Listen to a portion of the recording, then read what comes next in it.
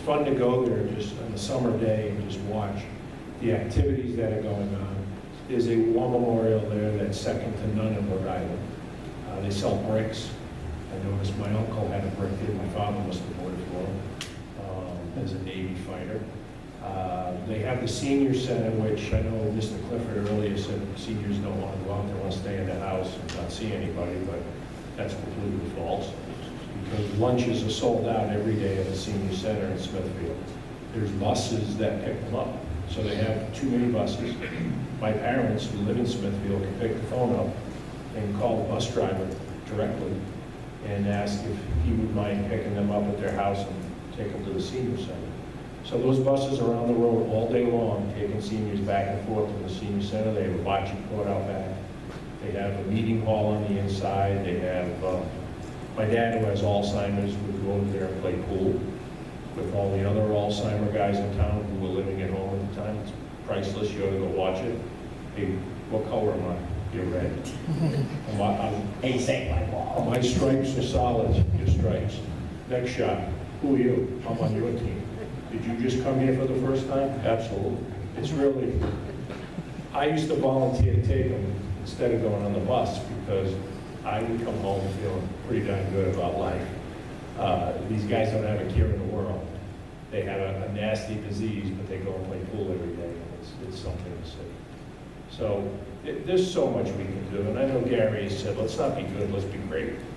And I know you feel that way, John, Paul, all of you. You feel like, you know, our town's got so much to offer, but there's so much more we could do.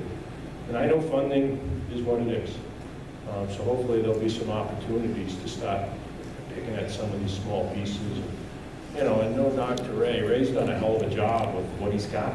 I mean, he's done one heck of a job to keep things going. And as the Public Works Director, by the way, most Parks and Rec Department directors reported to Public Works for many, many years. As Joe did. Yeah, that's just the way it was. We used to support that someone said Joe actually had an assistant to help him. Yes. Remember Dottie? Well, Right? she's in her 90s now. Yeah. Late 90s, I think. She's still doing pretty well.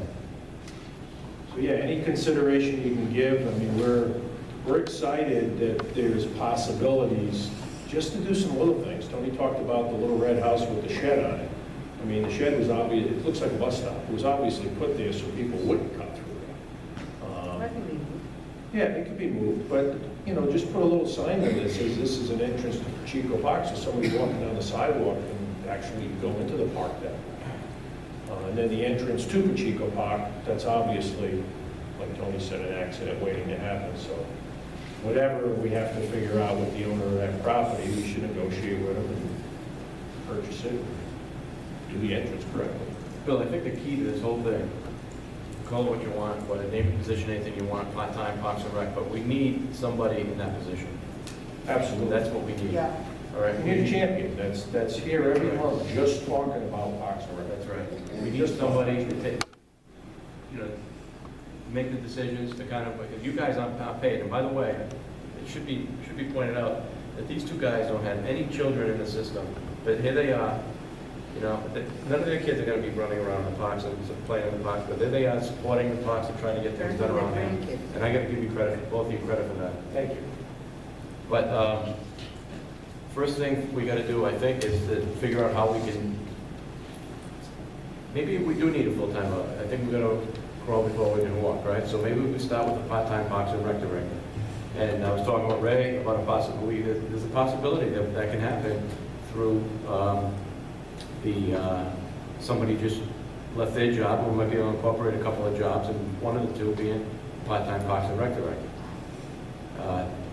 Also, there might be a revenue stream that we could go to some capital in the very near future to the parks, and that will be one of my number one, my number one goals is taking some revenue from that revenue stream and putting it towards capital, not towards salaries.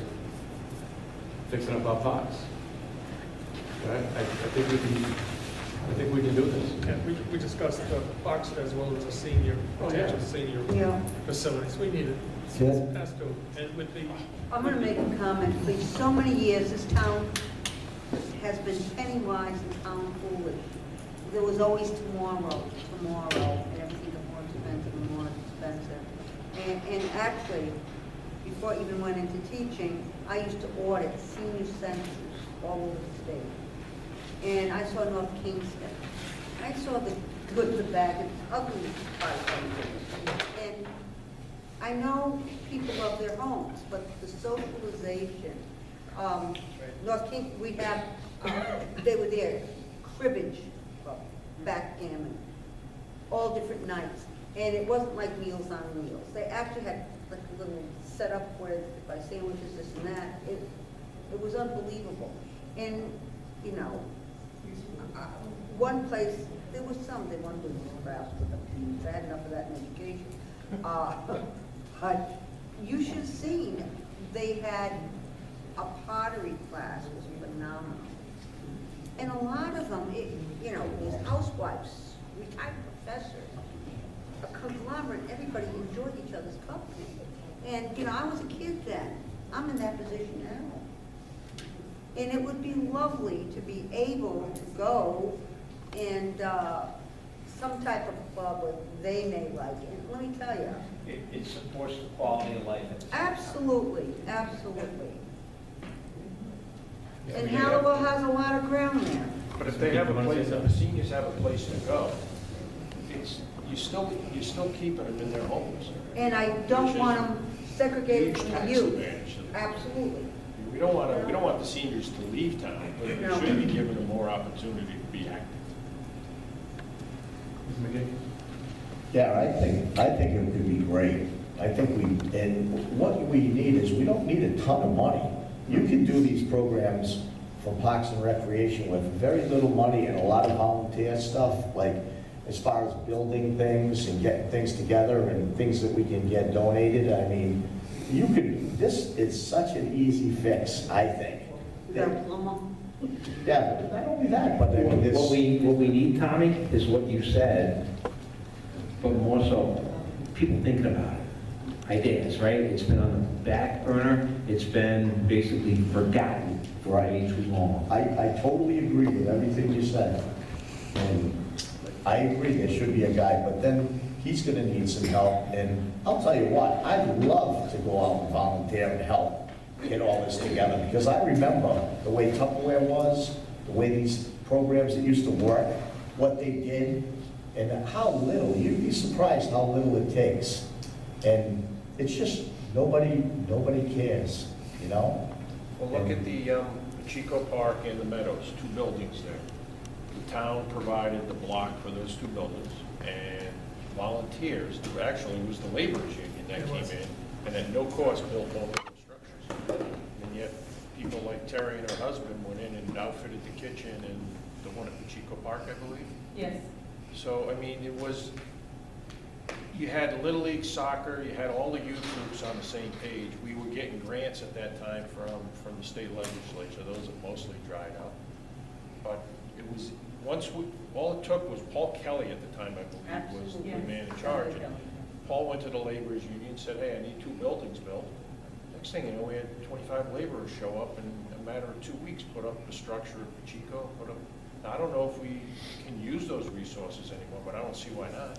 We can still use those resources. Yeah, We I have mean, these young Newberry, kids- others. Money are going out. Money's going out from these political people. And they have young apprentices that are, they're hard to find anymore, so they're trying to train these kids. They look for projects to put them on like that. I do have a question, and I think Mr. Kravitz, or Ray, or Gary, with the rebuilding of the bridge, and the bridge is shut down, what is the proposal for repairing the sidewalk that goes around Town Hall? Is anything going to be done? Because I think there are a lot of people in Slatersville who, if walking, cannot get to Pacheco without risking their life going around that stone wall in the front of Town Hall. I believe that the state plan does have a sidewalk coming in around it as they're redoing the drainage also. Okay. That's a good question, Terry, and there's an awful lot that can be looked at. In fact, Well, I know we were talking about possibly a back egress. Yeah, Which I there think is makes access out the back of the Pacheco to Parkview, I believe. That is a pretty wide area and could enable at least one-way, if not two-way traffic. There's area back there for parking. There's a large wooded area in the middle of that Smithfield Heritage Trail I talked about that potentially could be cleared and graded and used for a multi-purpose field. I mean, all that costs a lot of money, I understand that, but again, it speaks to some oversight, somebody looking at this regularly and helping to drive it from a management level, not some volunteers who help to advise. That's what we really need. Let me ask you something. Earlier, when we were talking about the school resource officer, I said that has to be the first step. The first step was going to have to be the dispatches. What is the first step? What would you think? What do you think to move forward? What do you think the first step we should take is? Do you think it? What? Getting a person in place to help run the show, to run the show. Yeah, absolutely. And you know what, and we talked about a study around what people want. That person could do that. That could be part of their charge. They could help determine what people in town want and then facilitate those programs. And I want to add another thing too. In no way do I mean, but with my comments, to demean the job Ray has done or anyone else in town. It's been a mindset. If you look at the budget for last year, Ray is charged with Parks and Rec, if you will. You know what was allocated to that position? $0. Not a dollar, zero. It's what we've done. It's the direction we've gone in. We need to turn it around. We need to allocate more than zero. And you know, people in this town have to realize that our friend has, his department is doing so much in the revitalization and to cut costs in this town, like I have never seen since I moved here in 1974. And I never saw as a child since my father was reared in this town. And his job has gotten so complex with state regulations, you name it, that we have to get someone to take that away. He's got enough, and I don't want to lose any good person. Won't let you. If we don't, it's not going to change. It's not going to get any better. So I think that answers your question, John. Yeah, what I'm going to do then is I'm going to do what I can so we go take that first step. Good. And then from there, we'll take the next step. But we got to get that. Excellent. That's the first move, right? Absolutely. Yeah, you got to have a champion.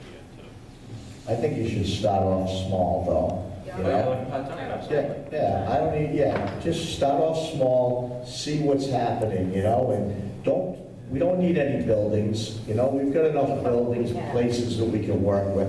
We don't need anything like that. We need entertainment. That's what we need more than anything. They need to be entertained. They need to be able to do things. It's not so much the buildings. Buildings, like I said, we got them sitting in Hallowell. There's plenty of buildings we can work with.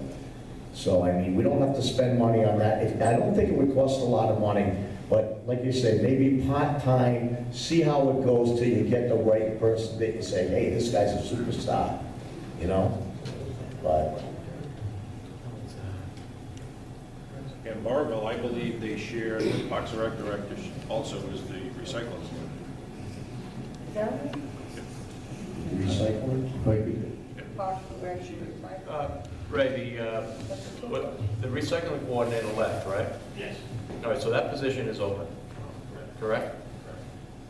So that's what I was referring to earlier, but it's the possibility of making the recycling coordinator also make two jobs. Yeah, two folks. So make it a full-time. Oh, no, it's still, I don't even Well, I think think one. Parks and Rec is seasonal. It's still, I mean, and this is all just getting thrown in my lap.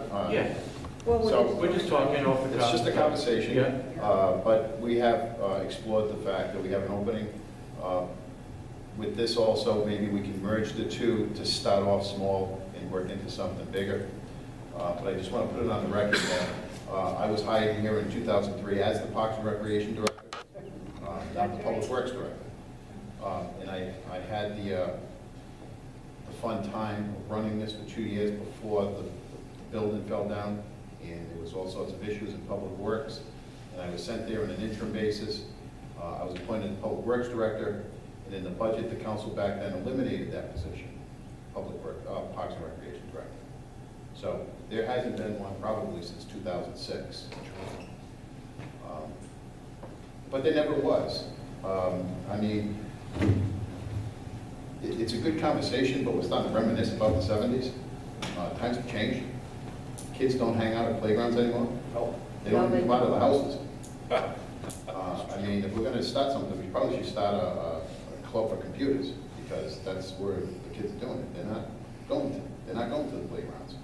But we have funding that's already been earmarked for the basketball courts. It's gone up a bid twice. The prices have come in too high. That project is starting in the spring. My history is I came from Warwick. I'm not going to compare Warwick sports to North Smithfield sports, because you can't. It's impossible. But I ran the biggest youth athletic league in the city of Warwick in the state of Rhode Island. Warwick Police Athletic League didn't compare to anything in this state. And I come from the background that you let the youth organizations run the youth sports. A Parks and Recreation Director can't run soccer, baseball, basketball, football, cheerleading, any sports you want to do. I just come from a different philosophy. And I got to be quite honest with you, the youth leagues in this town, they run great programs. The volunteers are into it.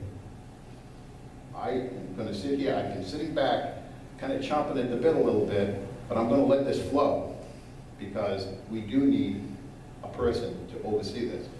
I can't oversee everything in town that my department is charged with. So if we're going to start off small, I think coming from the program director's point, call it whatever you want to call it. Right. It's somebody's eyes and ears that are going to help me push our agenda forward for the kids in the recreation in town. Great. Anyone have anything else? I might, Councilman McGee, you mentioned no buildings. I mean, we do need a concession stand and restroom facility at the field out here. I mean, Which field? Graduation. No, up here, in the back. Football field. We need restrooms. Oh, I just said, in general, we don't need buildings for everything. We've got enough things we can work with here. I agree. I just wanted to make clear I that took Tommy to meet that's that on we the don't need table. we don't need a building for this person. There's plenty of space for him or her to have an office. Well, I meant everything, though. I mean, if we need something, we build it, but, I mean, there's enough stuff around where you could say, hey, I mean, I keep saying Hallowell School because we're gonna knock it down anyway. Why would we not use that gymnasium? You know? It's worth looking at. Well, the cafeteria, It's for all senior, looking at. senior They'll say, meals. Absolutely. What are you We doing? have been looking at it. You've been looking at the cafeteria for potential senior meals and senior Oh, center stuff. that's a perfect spot. I Right. mean, we take things with nothing and we build them. Right. But, and I'm not going to rebut every comment, but we do have a senior program in the works, and we are going to be having lunches at Scouters Hall. I personally don't believe the Scouters Hall should be a senior center. I don't either. It's more a community room. You have a municipal court in there, you have a scouting program that's phenomenal. They're in there every night on Saturday night. And no one's in charge of it. I'm not from this town, but getting back to this Tupperware thing I hear you talk about, I hear other people talk about it. Yeah. We have one of the best camps in the state of Rhode Island, Camp Phoenix, that is under the Parks and Recreation umbrella. Matt Tech, our athletic director in town, is my director. And I have to be honest with you, we started off small with 50 to 75 kids. It now almost capped out at 200 kids last year per week. That's a camp that we run. They did a lot, just cutting out of the woods. And it's run right out of NSCS. We have, it's fantastic. It's like, how many years old is that? Not too many, right? Matt would be able to answer Like that. 10. Oh, it's gotta be Gotta 10 be years. at least 10. 10 years. He only took over it How long ago? Maybe 2. No, Matt Started. started. Well, that's- He was the Matt inception. started. See, I didn't know how long, Yeah. but that sounds exactly like what It's like Tupperware is. Tupperware days. But I've never been to it, but I'm just saying, if it's